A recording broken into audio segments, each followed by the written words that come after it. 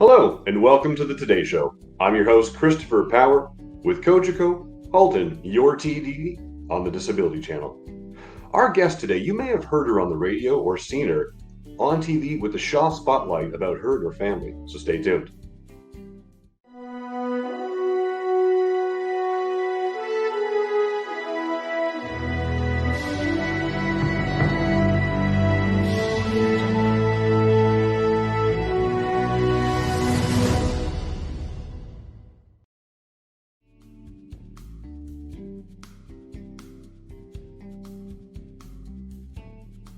Johanna Atchison, welcome to the show and thank you for being here today.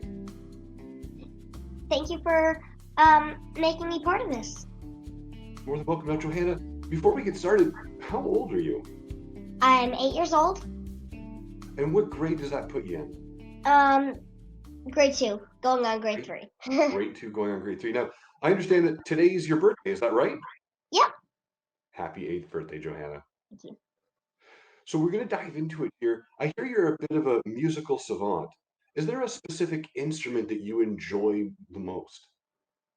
Well, I don't really have a favorite instrument, but there's 2 instruments that there's 3 instruments that I really like.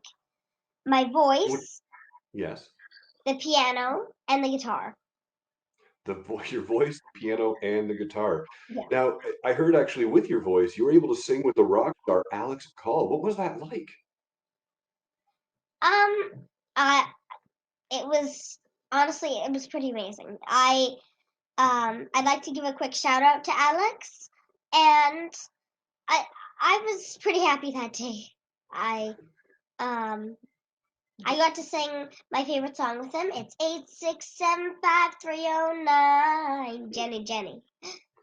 Which is Alex's song. Yeah.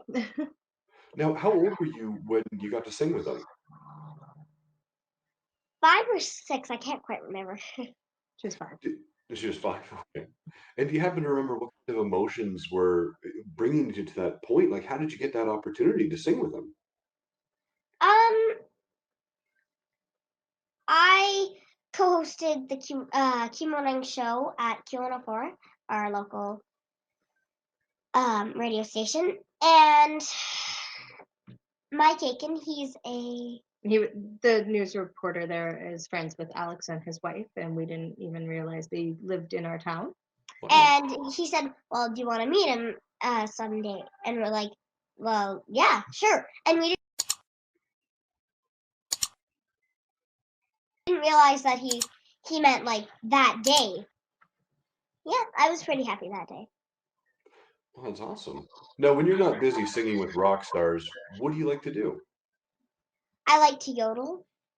I know how to yodel. And I like to take acting classes and piano classes. Now, would I be able to put you on the spot and ask you to yodel something really quick? Yeah, sure. Sure. Oh, hold on, they can't see you, honey. You gotta stay up here. Sorry. It's a little hard when you're sitting down, but she'll give her the best job here. I went to Switzerland where all the yodelers be. I tried to learn to yodel to go yodelating. I climbed a big high mountain on a clean and sunny day.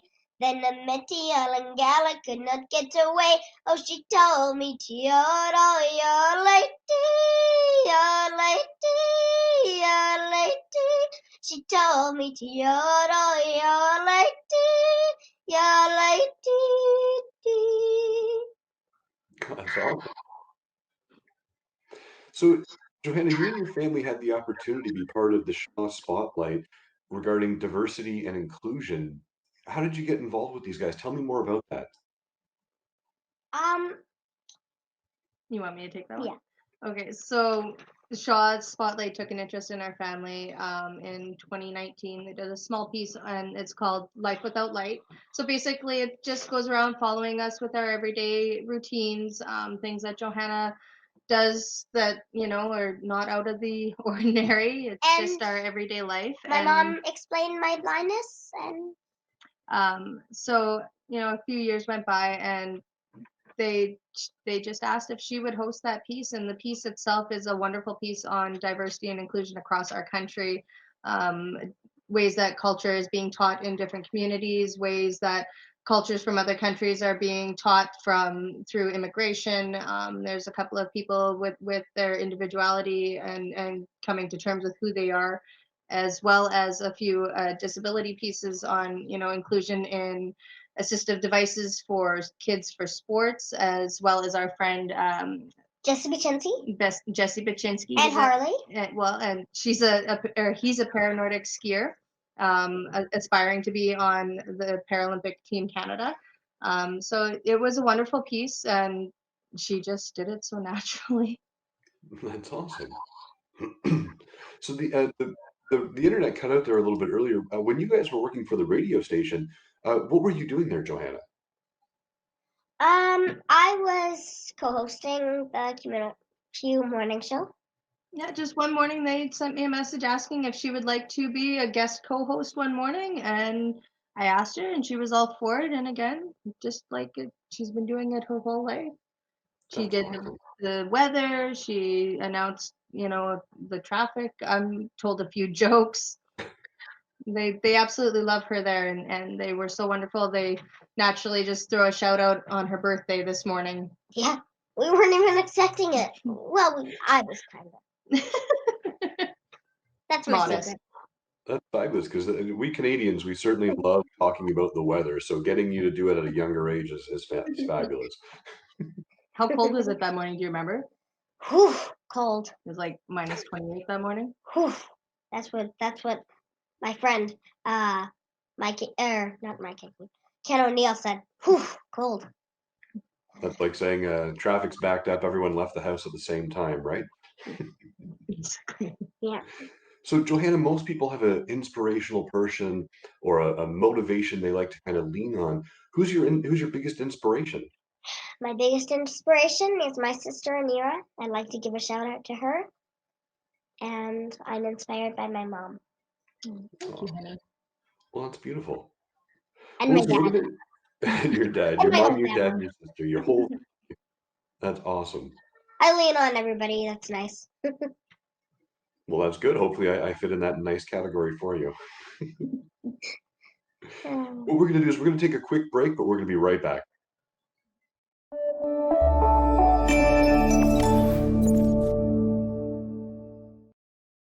All about inclusion and really giving everyone a fair say.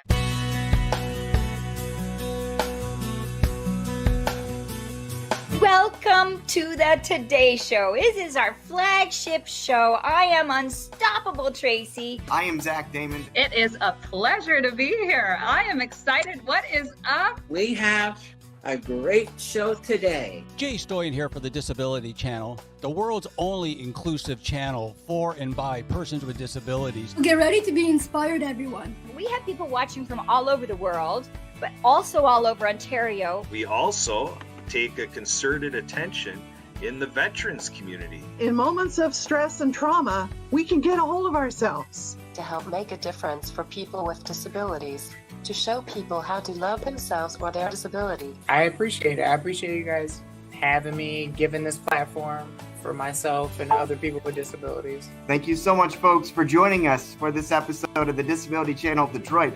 Please tune in next time.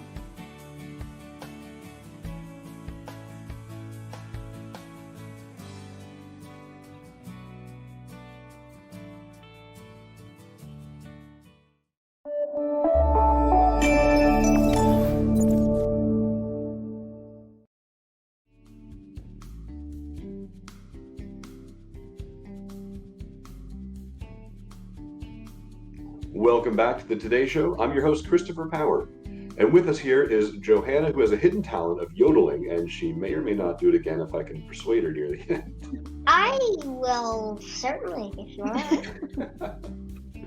So I have a question for Mom. Not many people know this, but there's actually a web content accessibility guideline for websites.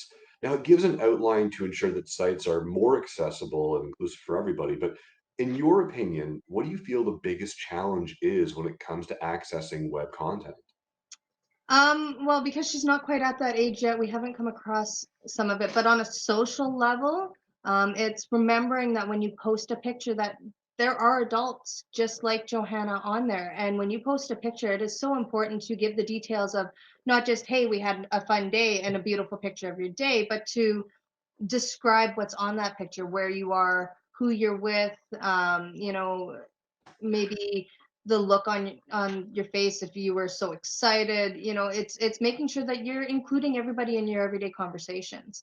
Memes, they don't mean a whole lot if your screen reader can't read what's on it, right? So making sure that we're including people in those funny jokes, because I mean, why wouldn't you laugh too, right? So it's making sure that you're always mindful of everybody else that's on your Facebook. And I'm trying to do it a little more, and it's practice, right?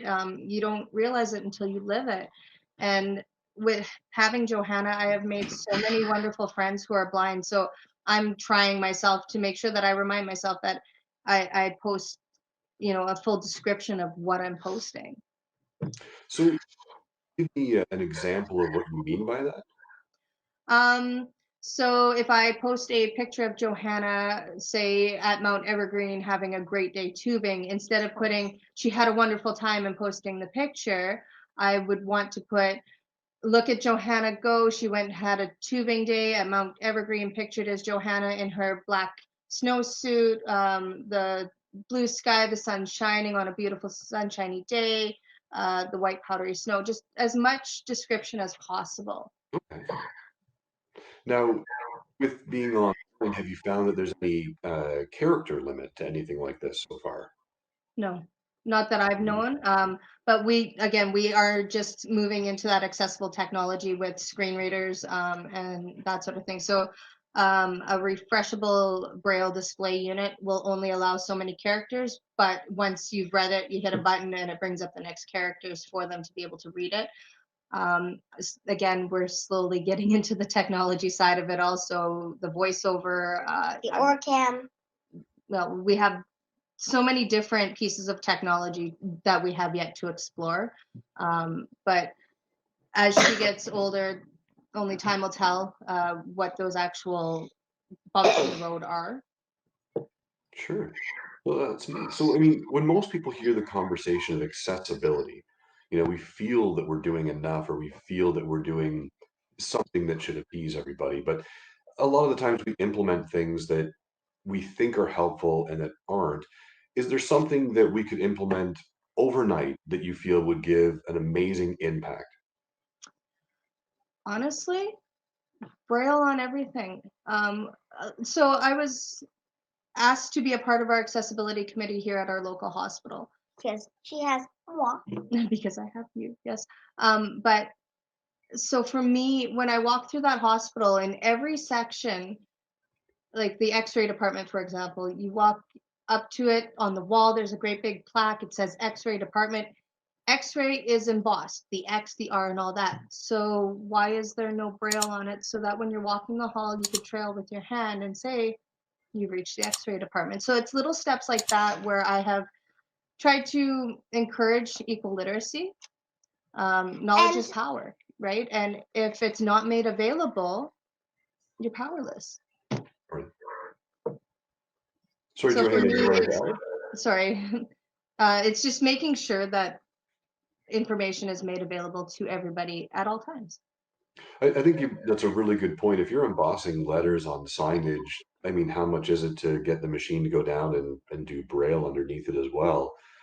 You know, it seems to be more of a layout on a graphics template than anything else. That's all it is it's dots. And it's not hard to put dots on things. Or even just brailing a piece of paper and hanging it on the door. Well, it's a little bit different. They want to make sure that it can be sanitized because it's a high touch surface. But if they are going to go as far as, you know, embossing the letters in print, you can throw a few dots on there. It's not that hard. Yeah, otherwise you're reliant on someone to say, hey, go to exam room 3, and well, hey, there's no way for me to get there. You're gonna have to walk me down, and whoever that person may be. Exactly. The other thing that I've been pushing for is wayfinding apps. So they have wayfinding apps in universities for students to get from point A to point B just using their phone, and it's a lot like Google Maps. So I've been trying to advocate for our hospital to implement wayfinding. And it's not just for the visually impaired. It would also help new doctors, new nurses who have never been there before get to where they got to go a whole lot faster. So it's not just a blind thing. It's going to help a lot of people overall. But wayfinding, where you just have your app, you can walk into the hospital and not have to have somebody walk you through. You find your way on your own. It's a small, simple concepts. I like that. I like the reference to GPS because I was about to ask you what do you mean by that. But that's really neat. So having, you're going to whatever hospital it is, you pull up the app and it kind of gives you everything that you need to do. And there actually is, I forget, I think it's in Mississauga, but don't quote me on that. There is a hospital in Canada that does have a wayfinding system. So it is possible. It's just a matter of trying to implement it in all hospitals. Same as all the universities, Once you open the door in one place, it should open it for many more. Opportunity's knocking, just let it in. Absolutely. Now, I understand that Mom and Johanna, you guys are working with your local MP regarding some new laws and policies around accessibility. Tell me more about what you're working on. You want to give it a shot? Would you like me to take that one? Okay. So in 2019, our local MP, Mr. Eric Malillo, was door knocking before the election. Was going around. He's, super young. He's the first time MP. And he came across my door and said, if I'm elected, how can I help you? And it was like, oh, honey, you better sit down. So when she was a baby, everything I noticed was inaccessible, from baby toys to everything. Honestly, baby toys that I felt aren't really accessible. They all have print ABC on them, but they all have colors. Yeah, well, I'm not so much worried about the colors, but if it has ABCs in print, it should be in Braille as well. So I took some time in my postpartum state to make a few phone calls to a whole bunch of companies, and I got the same answer from them all was, oh, ma'am, we're really sorry. We've never been asked this before. And it doesn't sound right to me because she's not the first child to be born with this extraordinary ability. So how have you never been brought up this question? And so I called Procter & Gamble, I called PepsiCo, I called, you name it, I called them. And I mean, I was not in a happy state at that point. So by the time Eric came along, I voiced my concerns of, poisonous labels. A sighted child can see a skull and cross and know that maybe I shouldn't touch that. On the bottom of those bottles, those plastic bottles, it is embossed how many times they have been recycled. So if you can take the time to emboss a recycled, you can emboss a tactile feature or a Braille feature that says whether or not she's going to burn her skin, or maybe I shouldn't drink that, something that says this is danger, please don't touch. So I brought that up to Eric, and the first thing he said was, oh, so you need a bill. Do I? Because I'm not sure how all of this works. So he told me, if I'm elected, I am allowed one private member's bill, and I wasn't sure what I was going to fight for. And in doing so, he was elected, and this wonderful young man has written a bill, and so he's just waiting for his turn to present it because he's got to go through the long line of politicians and all the blah, blah, blah. And basically what it will state is that all hazardous materials should have some form of a tactile representation for the visually impaired. Our consumer laws state that all packaging and labeling must be legible to the consumer, but nowhere does it define a consumer as somebody who is visually able. There's a fine line there, and I called consumer protection, and they tried to tell me that it was, one of those unseen things, that it's just assumed that these laws are for, your everyday average Joe, and that's not right. So we're trying to open the door to something better. If we start with hazardous materials, prescriptions, perhaps, those little steps will open the doors to equal literacy and equal opportunity. I like that. It's really neat that the local MP was able to ask about a private bill. I mean, not many people know that they have the opportunity to ask for, one private bill or multiple. And you're right, equal literacy and opportunities when you're reading things. And even as I'm listening to you, it's something that I never really considered myself was, well, yeah, I mean, if you had a gallon of paint thinner sitting there, or toluene, or even bleach. And how do you know? I mean, Then they're in the Or- exact same bottle as a vinegar bottle. And I Yeah. mean, you keep vinegar with some of your cleaning supplies, depending on who you are. And you can open it and smell it, know that it's vinegar. So what's in this next bottle? You know, maybe I'll shake that on my French. Well, no, maybe you won't shake that on your French fries. You know what I mean? So Right. it can go really, like, there are pet products that look like a deodorant container. Feels the same. You know, same with cat food and a can of tuna. What's what? That's still cat food. Well, you're right. But Okay. Here. I'll I'll give you something. A can of chicken noodle soup with a can of mushroom soup. Same thing, right? she just wants to be able to tell the difference. Sorry, I'm losing power to my laptop here. No, I think that's a fabulous example, Johanna. You're right. When we look at branding and we put things in packaging, a lot of the people, to your mom's point, are not considering the braille message or embodied message to these things. They're just simply saying, "Oh, okay, a can of tomato soup's the same thing. Here you go." But how do we tell the difference? You're right. And if you were with somebody else, maybe they grabbed the wrong thing by mistake, and you go to open it, and you're like, "This isn't what I asked for," right? Or if you're allergic to something, you think you're Yeah. buying chicken noodle soup and you get cream of mushroom and you're allergic to mushrooms. No, it's very eye-opening, and I hope we get these changes put in sooner rather than later. I really hope the MP is able to move that. Well, and the way I see it is they put Braille on our currency. They want them to be able to spend that money independently, but close all the doors for them to be able to shop independently. Wow. That's just weird. That's absolutely right. That is weird. Well, we're going to take a quick break and we'll be right back.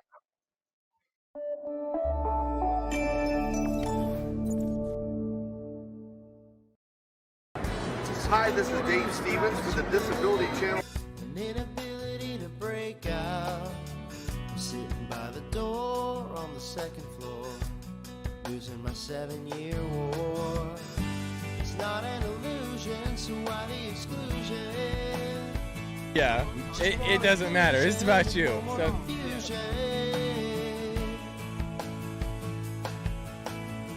You say you're a disability dynamo. Joining me, and welcome to this beautiful Travelers Championship. I only want one accolade from you. So my story is unique, it's amazing, but it's not anything that you guys don't have inside of you. I'm not a hero, I'm not anybody special. I'm just this guy without legs that went out, and I just did it. Stats outweigh the Democrats, the diplomats, and the bureaucrats. This is probably your first interview down on the ground on your butt and stuff like that? First time ever, All baby. right. Eliminate and validate and validate and validate. Stay with us and the Disability Channel.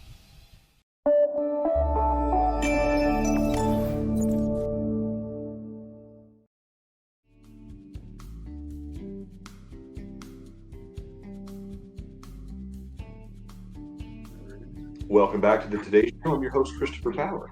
With us today is Mom and Johanna Hutchinson. Hopefully I'm still enunciating the name correctly. Just before the break there, we were actually talking about all different types of inclusion, especially when it comes to a very great point. We put Braille on our money so that you can be independent and spend the money and spend the currency, but not necessarily on all of our food and our bottles and our packaging, which is that really led me to my next question. If there was something that we could be doing to make the next generation, which is Johanna, how can we make this easier and better and more inclusive and diverse? And I think a big push is going to be going with this literacy piece of Braille and embodying letters and packaging and branding. 100%. And it goes with planning. Like when you're creating events or hospitals or schools, make sure that everybody is sitting at that table when the plan is being made so that it's done right the first time. Right. You know, don't just have everybody sit around and say, oh, we thought about accessibility and we got it, we've done enough. You make sure that the parents of these future generation and that the adults, just like my daughter, are at that table having the conversation so that all angles are covered. So you do it right the first time. If you build a hospital, make sure that it's fully accessible now so that in 2 years after it's been built, you don't have to spend millions of dollars trying to do it right again. Yeah. Well, that's what a lot of people end up lobbying for is, hey, we missed the mark 5, 10 years ago when we could have listened or should have listened. And now we have to spend more money to correct these And changes now and it's not increase in your the taxes. budget. Yeah. The budget's gone and hey, we need the money to come from somewhere. Yeah.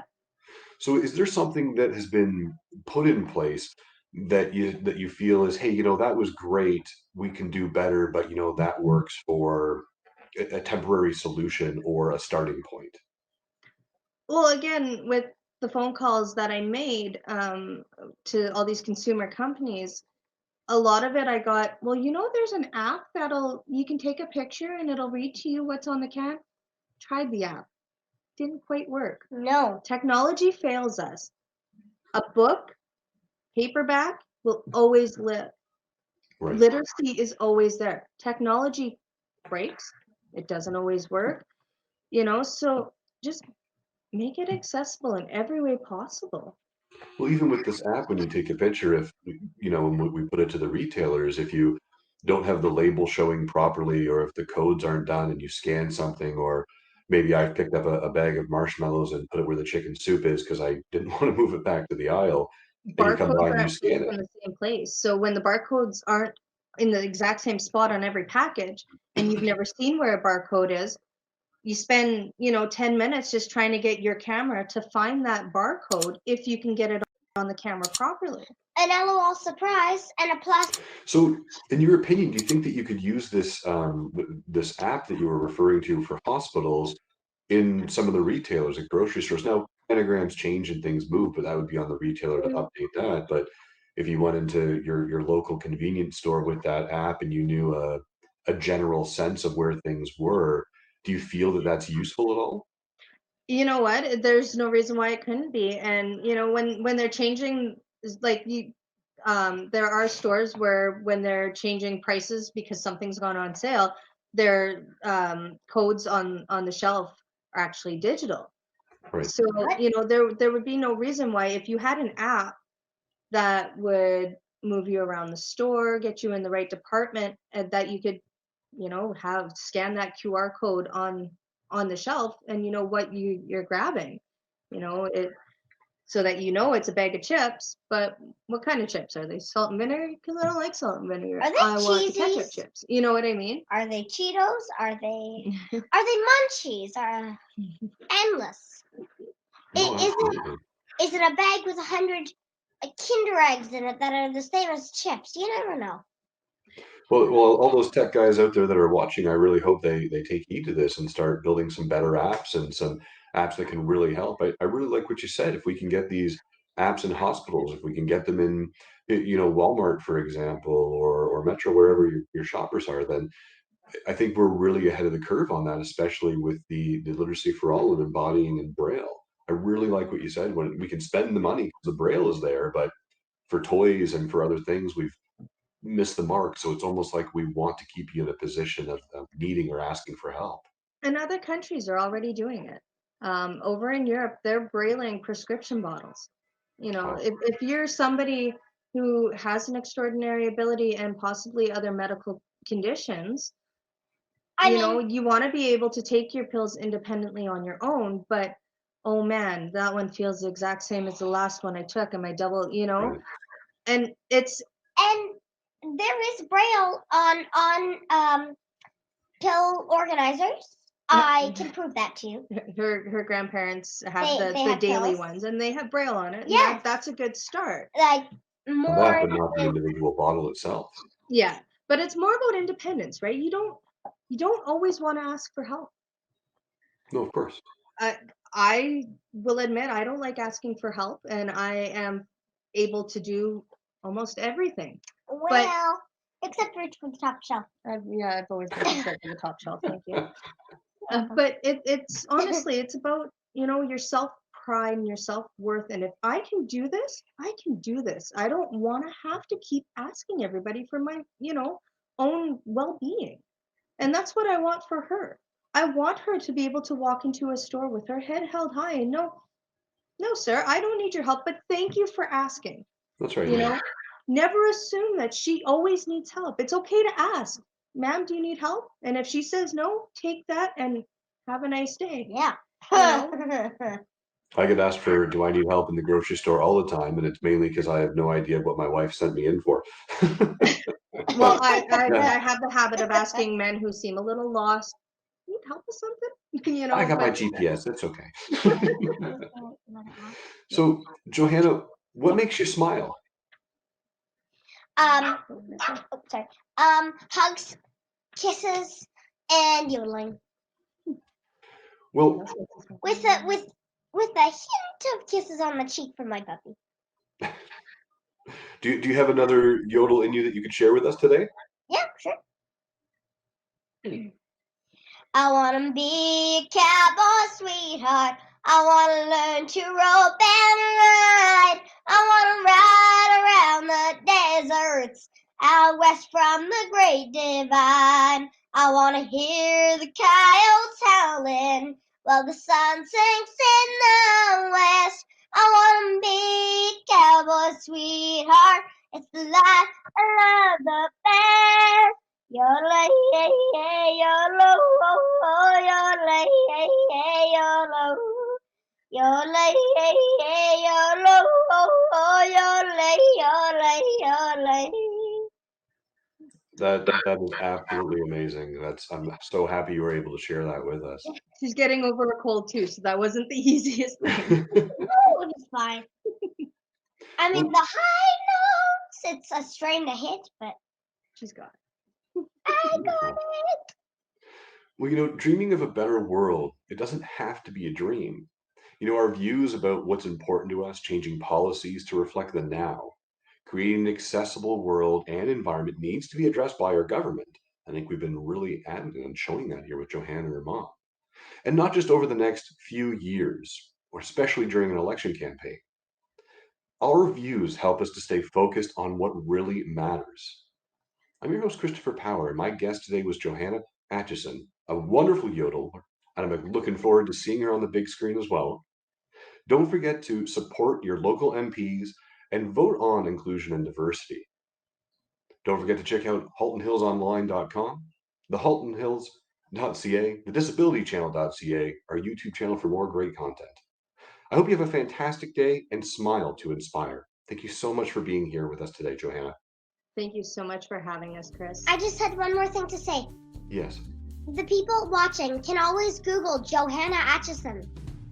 Wonderful. Is it .com or .ca? No, just Johanna Atchison. Kenora, Ontario. Yeah. Wonderful. You're welcome. Thank you.